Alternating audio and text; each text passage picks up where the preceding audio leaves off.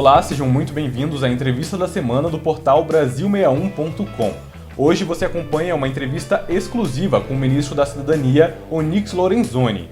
Essa e outras entrevistas você encontra no nosso canal do YouTube e nas nossas redes sociais. Não se esqueça de curtir, comentar e compartilhar o vídeo. Ministro, muito obrigado por nos receber.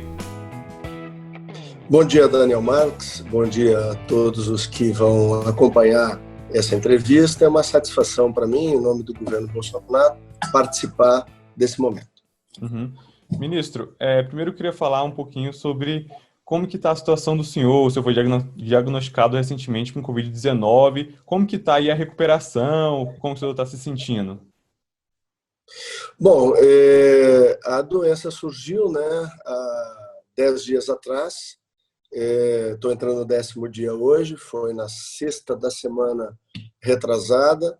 É uma doença que começa como um gripão muito forte, mas ela tem uma ação sistêmica, bastante intensa. Para que tenha uma ideia, é um quadro que começa com temperatura, pelo menos no meu caso, da minha esposa foi parecido também, temperatura, dor no corpo, falta de ar, coriza, tosse, dá um desarranjo completo no organismo. Aí eu comecei na sexta-feira da semana retrasada, fiz o protocolo com azitromicina, hidroxicloroquina e ivermectina. Já no sábado eu apresentei uns 15% de melhora, a doença realmente é muito agressiva. No domingo eu tive uns 30%, e na segunda-feira eu já estava quase normal, Aí com uma série mantendo assim a coriza,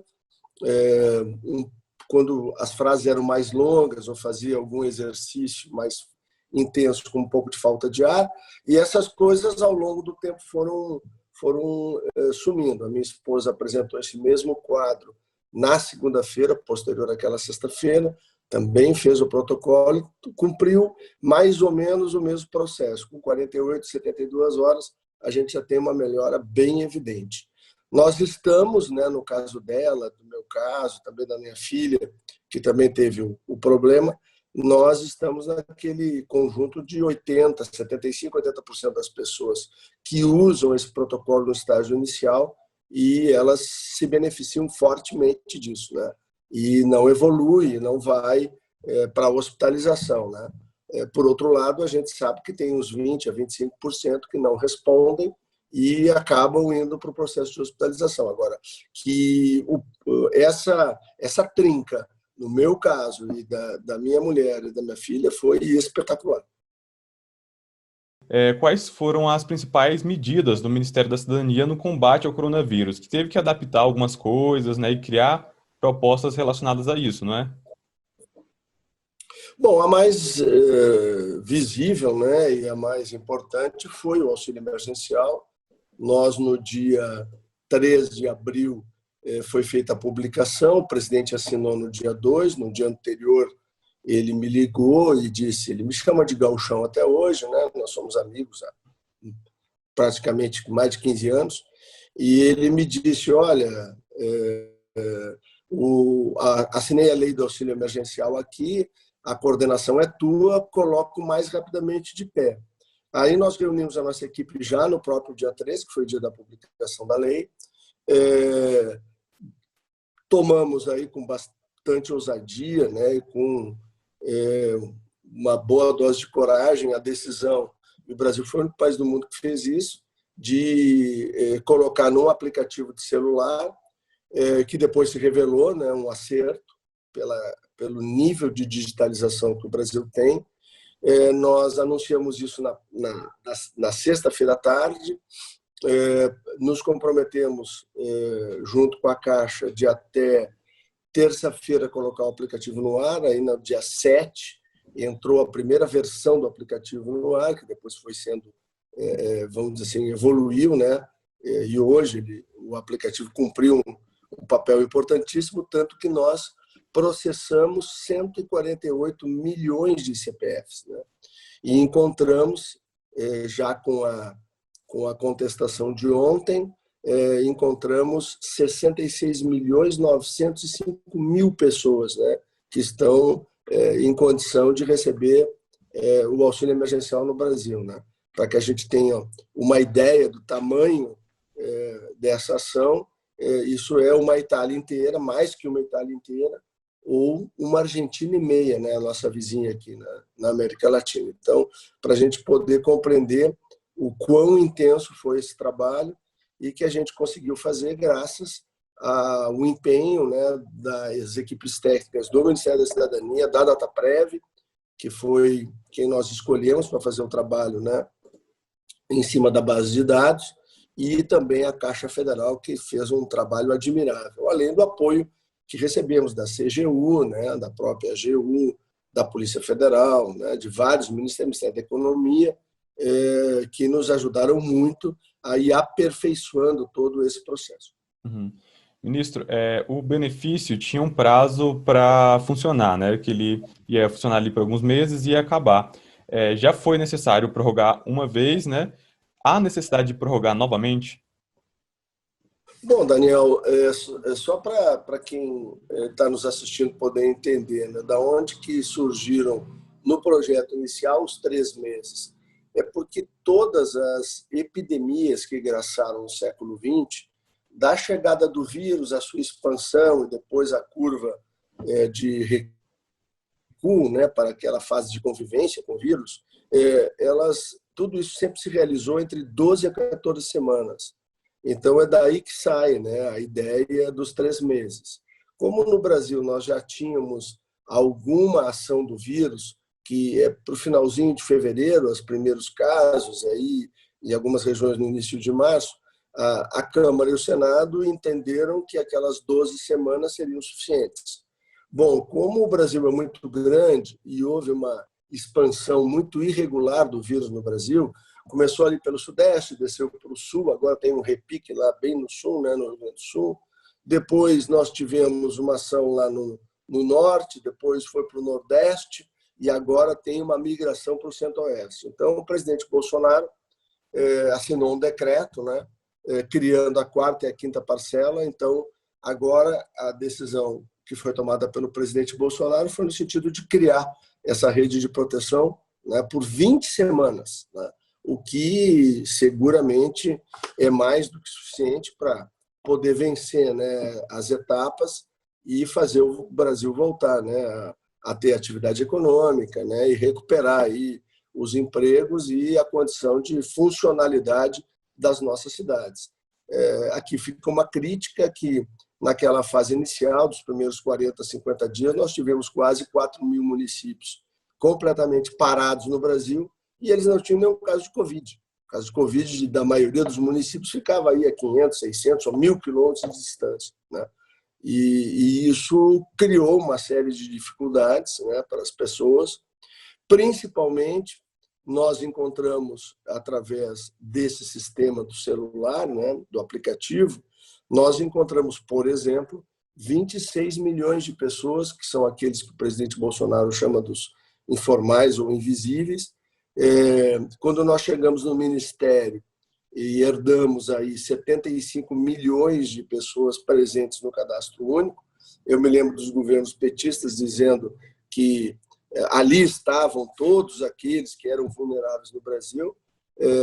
O auxílio emergencial provou que faltavam esses 26 milhões, que são pessoas que nunca foram alcançadas por nenhum governo, nunca se valeram de nenhuma ação do governo, e agora estão todos cadastrados. Nós temos a composição familiar, nós temos o CEP, a principal atividade e mais. Todas essas pessoas estão hoje com uma conta bancária aberta na Caixa, o que vai permitir, nós já trabalhamos nisso, na saída do auxílio emergencial, na retomada do desenvolvimento brasileiro, trabalhar com microcrédito para poder dar condição que essas pessoas possam melhorar sua condição de vida.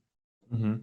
Esse banco de dados que o senhor está falando também vai ser útil para implementar o Renda Brasil, né, que é um plano do governo para depois da pandemia. Queria que o senhor falasse um pouquinho sobre esse programa.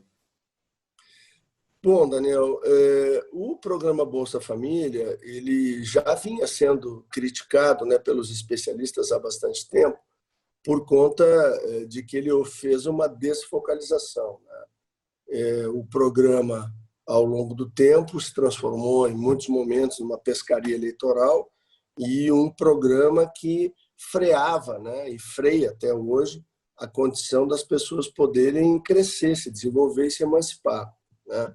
A preocupação já era intensa no ano passado, eu ainda estava na Casa Civil e fazia a coordenação do governo, que hoje é feita pelo general Braga Neto, com muita competência, e aí nós iniciamos um processo de reavaliação, ouvimos especialistas de dentro e fora do governo, e a gente vinha trabalhando desde novembro do ano passado.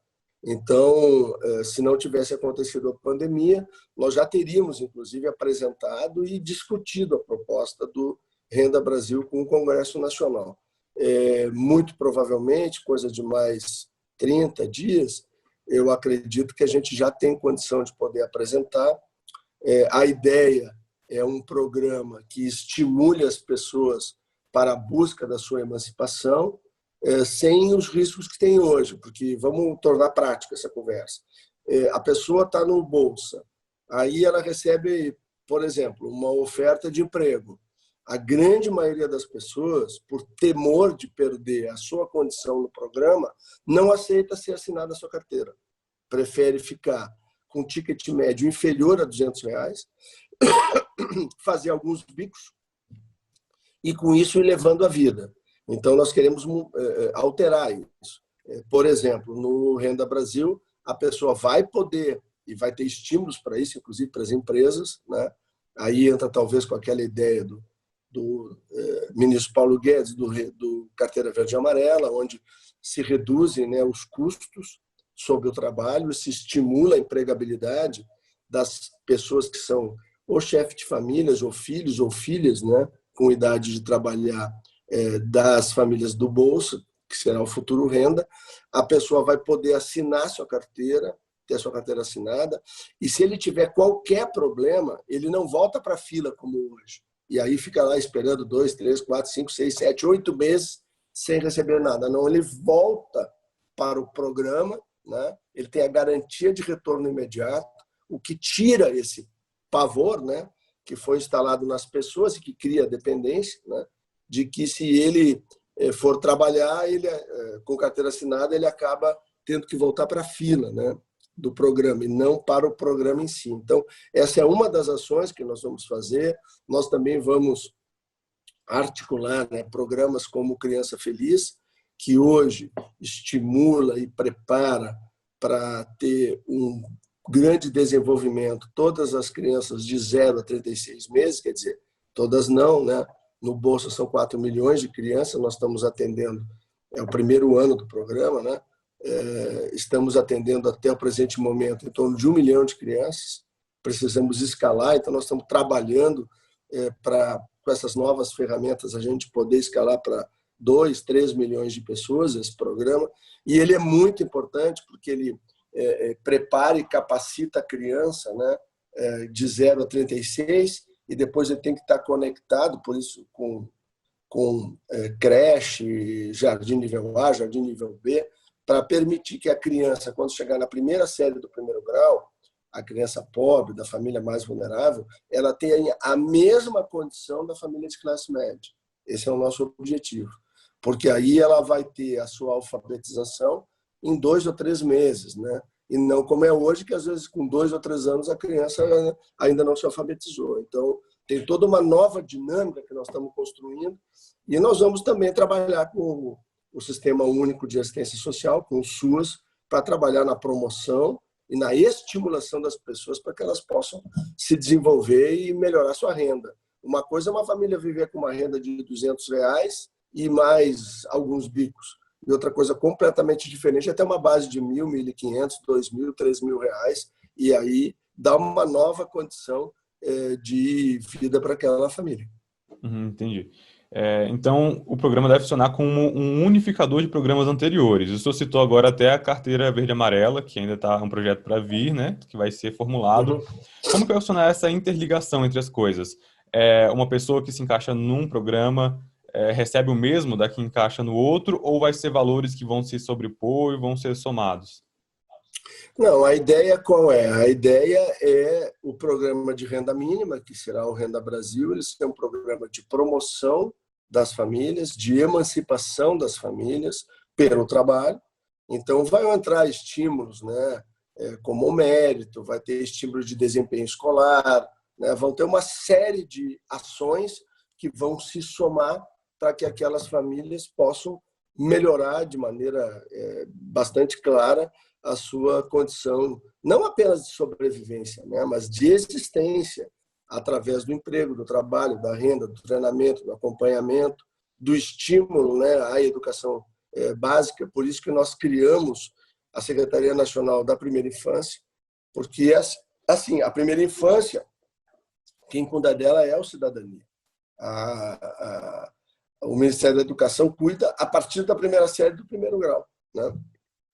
Então, a gente quer ter um foco muito intenso e aí, para transformar e para mudar a vida das famílias, aí o presidente Bolsonaro, quando era pré-candidato, era deputado ainda, nós fizemos uma viagem ao Japão, à Coreia e Taiwan, exatamente para conhecer como foi a experiência daqueles países em relação à educação. Eram países muito pobres, com inúmeras dificuldades, e que conseguiram, vamos dizer assim, atingir um alto grau de tecnologia hoje.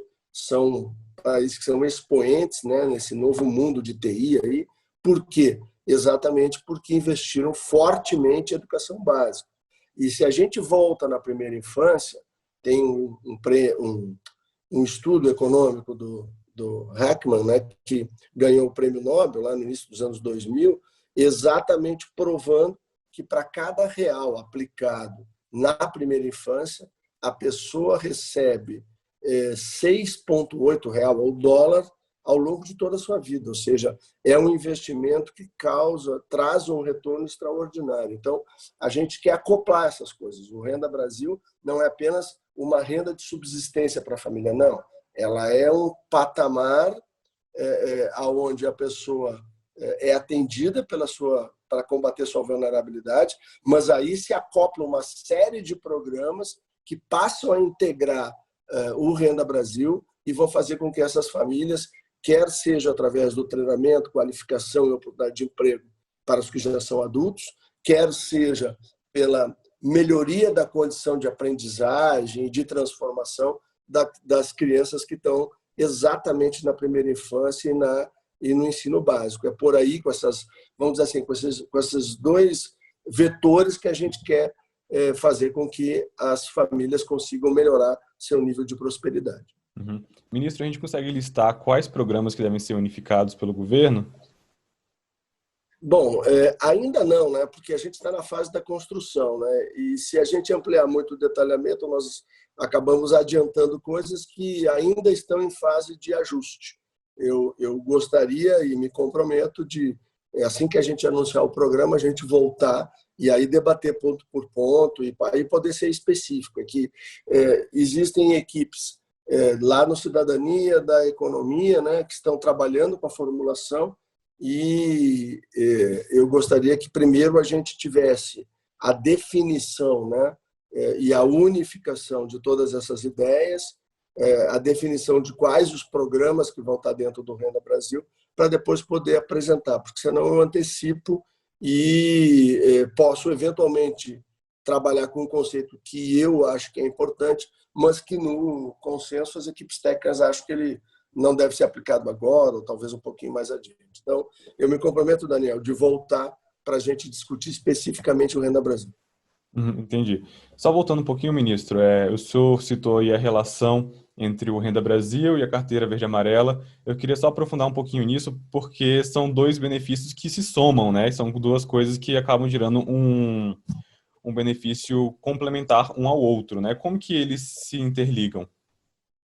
Não, a ideia é que a ideia original da carteira verde e amarela era principalmente para os jovens, né, para o primeiro emprego, né? Então a gente amplia esse conceito, essa é a tese, para as famílias do Bolsa, né?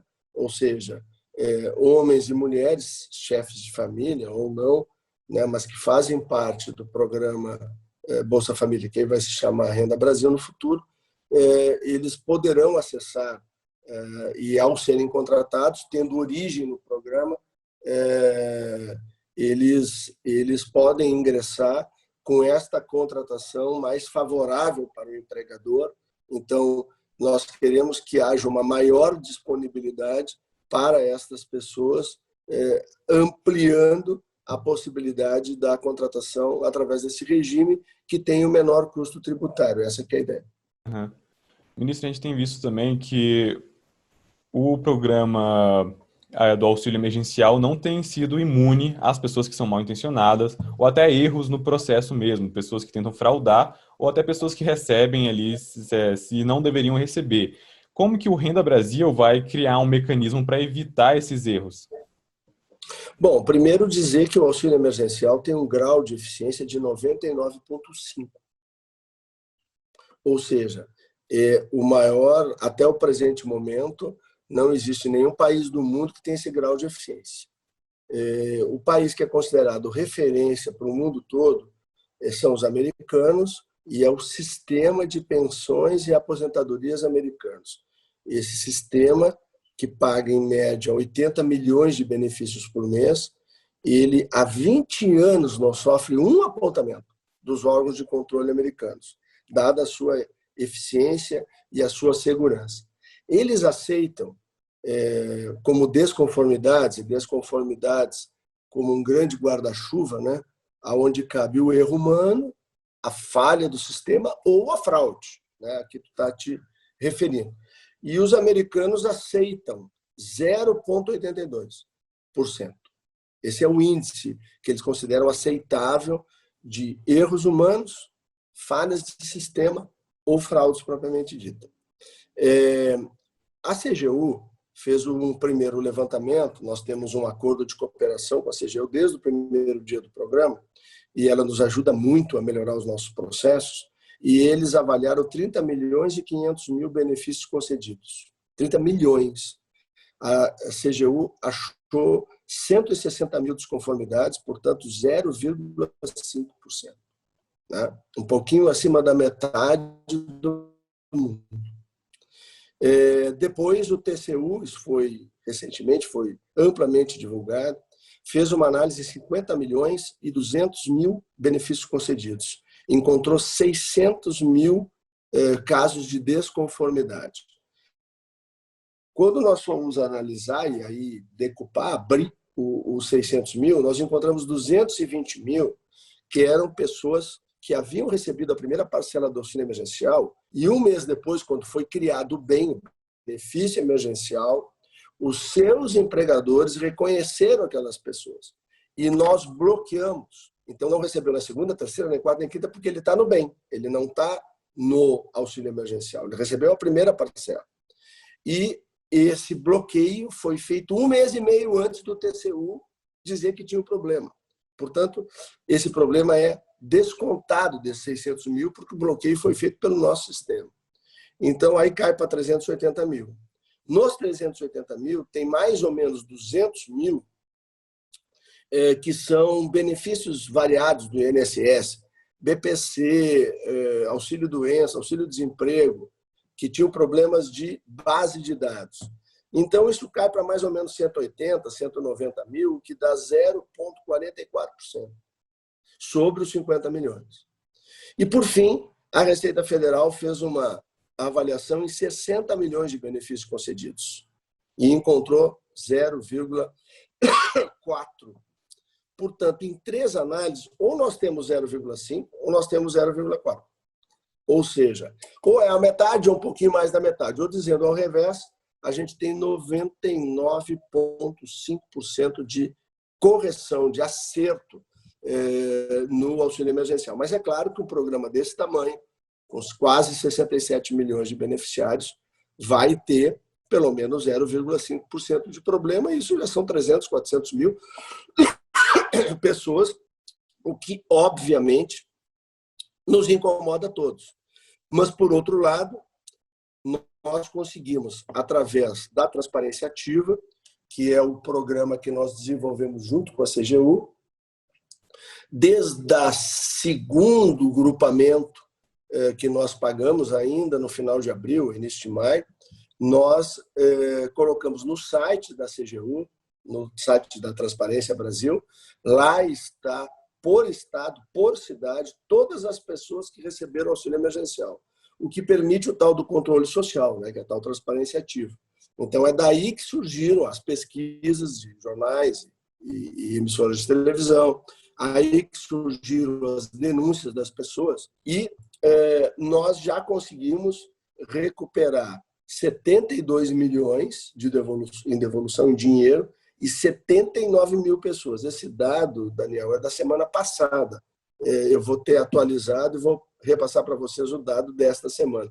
Mas quer dizer, quase 80 mil pessoas, eu acho que nós já viramos as 80 mil, já devolveram o auxílio emergencial. E aqui, aproveitar para mandar um recado, né, para quem fraudou ou tentou dar uma desperta. Devolva o quanto antes, porque a gente vai atrás, com a Polícia Federal, com o Ministério Público, com a Receita Federal, nós vamos buscar de volta esse dinheiro. Esse dinheiro não é para espertalhão, não. Esse dinheiro é para quem precisa. E como funciona o mecanismo para a pessoa devolver? Ela entra no aplicativo? Como que é? Ele entra lá no site ou do Ministério da Cidadania ou lá da CGU. Aí, o primeiro ícone que tem lá é auxílio emergencial, ele clica em cima, abre 2 campos. O da devolução da denúncia. Então, me dá a oportunidade, obrigado, Daniel, de me lembrasse disso aqui. Então, no campo da devolução, a pessoa clica ali, bota lá seu CPF, o seu nome, e imediatamente é emitida uma guia de recolhimento da União, vai em qualquer banco, vê a importância que a pessoa recebeu, se foi 600, 1.200, quanto que foi, e devolve. Né? E aí está resolvido o problema daquela pessoa. E outra forma da gente poder chegar naqueles que indevidamente receberam é através do denúncia. A pessoa faz a denúncia, bom, ela entrou lá, uma cidade X, né? Caiapó. Ela achou lá em Caiapó que tem uma pessoa que ela não concorda, que ela acha que a pessoa não precisa. Então, ela faz a denúncia, ela é sigilosa, a análise também é sigilosa. Só se nós encontrar a pessoa que aí a gente aciona, né, os órgãos de controle para ir atrás daquela pessoa e pedir que ela faça a devolução, ou ela vai sofrer depois o processo, né, se for servidor público. Né? E a gente tem que lembrar uma coisa, Daniel, nós temos uma fronteira aí entre aquilo que é legal, que é o que a lei determina, e aquilo que é moral. Né? Porque tem gente que poderia se encaixar nas questões que envolvem a lei, né, nos princípios da lei, mas que não é moral. Né? E essa é uma fronteira muito complexa, uma zona cinzenta. Né? E aí esse controle social das pessoas poder nos ajudar a nos dar informações, porque, é claro, o governo federal tem uma boa base de dados, mas tem problemas. Por exemplo, uma informação do auxílio-desemprego, do auxílio-doença, quando se conclui o pagamento, leva de 1 mês ou 2 para isso entrar na base de dados. Por outro lado, nós temos mais de quase 3 mil cidades brasileiras que nós não temos a relação nominal de quem é ou não servidor público. Então, obviamente que isso cria uma dificuldade. Então, o controle social, essa transparência ativa, que a Controladoria Geral da União tanto defende, que nós testamos e tem um efeito extraordinário. Tanto é que nós estamos aí com quase 80 mil pessoas, ou mais de 80 mil pessoas, que já devolveram o dinheiro que receberam indevidamente. Agora, ministro, o governo federal tem um papel muito importante na gestão desses projetos sociais, esses programas sociais, mas os municípios também têm uma ação importante em alguns projetos, né, em algumas ações. Tem alguma coisa planejada para auxiliar os municípios que também estão em situação financeira complicada com a pandemia? Bom, Daniel, nós mandamos aos municípios brasileiros, nos últimos 60 dias, mais de 2,2 bilhões. É dinheiro na veia.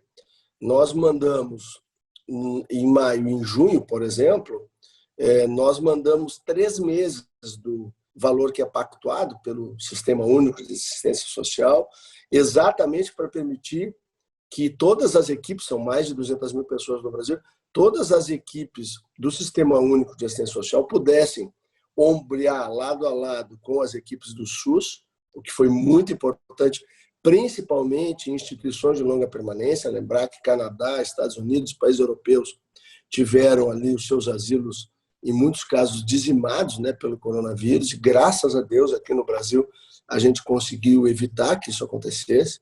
Isso se deve ao trabalho conjunto dessas equipes, né? Nós também, através de uma portaria que as pessoas podem acompanhar lá no site do Cidadania, nós, por cidade, elas podem acompanhar, nós mandamos mais de R$ 1 bilhão em recursos para aquisição de EPIs, para proteger essas equipes do SUS, que eu chamo dos soldados do bem, né? Os homens e mulheres que levam não apenas a prevenção, mas muitas vezes uma palavra de carinho, né, para as pessoas que estão no asilo, por exemplo, né, ou no orfanato, né, que é tão importante também levar esse lado humano, né? Da mesma maneira, aquisição de alimentos para essas instituições. Então, graças a Deus, não faltou, ao contrário, houve inclusive um reforço nutricional nessas instituições durante esse período. Além da mobilização que nós fizemos, também mobilizamos, né, através do Pátria Voluntária, da primeira-dama, uma série de instituições e de empresas que fizeram doações de alimentos, principalmente para os nossos asilos, para melhorar ainda mais a condição dos nossos idosos. E, por outro lado, ainda o acolhimento de moradores de rua. Nós fizemos um levantamento e pudemos cobrir com recursos 6 meses, né, até o final do ano, para acolhimento e abrigamento da população de rua. Então, teve um trabalho muito intenso, Daniel, que foi feito para dar condições a que as equipes da assistência social tivessem os recursos, os meios, né, e também os equipamentos necessários para poder fazer essa ação humanitária aí, que foi tão importante para diminuir, né, os efeitos da pandemia no Brasil. Eu gostaria também de falar com o senhor sobre um outro assunto que passou lá pelo Congresso recentemente, foi sancionado pelo presidente Jair Bolsonaro, que é o marco regulatório do saneamento básico, que é uma questão que interfere muito na qualidade de vida dos brasileiros, principalmente no interior, nas regiões onde o acesso da infraestrutura é mais complicado. Na visão do senhor, como que o país deve enfrentar esse desafio de universalizar o serviço de saneamento, assim, num curto prazo? Bom, eu trabalhei, né, o ano passado, quando estava na Casa Civil. Nós fazíamos lá, como eu já expliquei aqui, né, a coordenação do governo. Lá é o centro de governo, a Casa Civil. E um dos programas que nós coordenávamos era o PPI, né, que é o Programa de Parceria de Investimentos. E no ano passado, junto com mais de 9 ministérios, né, nós conseguimos buscar mais de 500 bilhões, ou seja, meio trilhão de investimentos para o Brasil nos próximos 10 anos. Dinheiro, a maioria, dinheiro internacional, 100% investimentos privados, e que deram ao Brasil a condição, por exemplo, de estar enfrentando o que está enfrentando hoje, exatamente por conta de ter esse respaldo, né? E esse ano o PPI vai continuar trabalhando, né, na linha de poder trazer mais e mais investimentos. Tem aqueles 2 campos petrolíferos, né? Nós oferecemos 4 no ano passado, vendemos 2, e que nós pretendemos ainda vender esse ano, no máximo início do ano que vem. Nós temos aí a Ferrogrão, né, que é a ferrovia lá que vai do centro-oeste até o norte, e que vai reduzir mais de 40% o custo logístico, né, do transporte de grãos. É uma ferrovia greenfield, quer dizer, do zero até a sua conclusão. São 3,2 bilhões de dólares de investimento. E nós, há um ano e pouco atrás, a gente não tinha nenhum investidor interessado. Tenho certeza que nós vamos ter os árabes, os chineses, os russos disputando essa ferrovia no Brasil. Desculpa. E por que eu estou trazendo isso? Porque nós inserimos o saneamento básico no PPI. Então, agora, com esse novo marco regulatório, isso vai facilitar muito para que a gente consiga fazer concessões privadas, né, de serviço público, tanto para a questão do próprio saneamento, né, das cidades. Um dos grandes problemas ambientais que nós temos no Brasil é exatamente o tratamento de esgoto. né? E esgoto urbano, esse é o grande drama hoje brasileiro, pela contaminação que traz tanto pluvial quanto cloacal, né? De rios, né? E mananciais de água, e água é fundamental, talvez para os próximos anos seja um dos itens mais importantes, né? E mais valiosos, né? De preservação no planeta.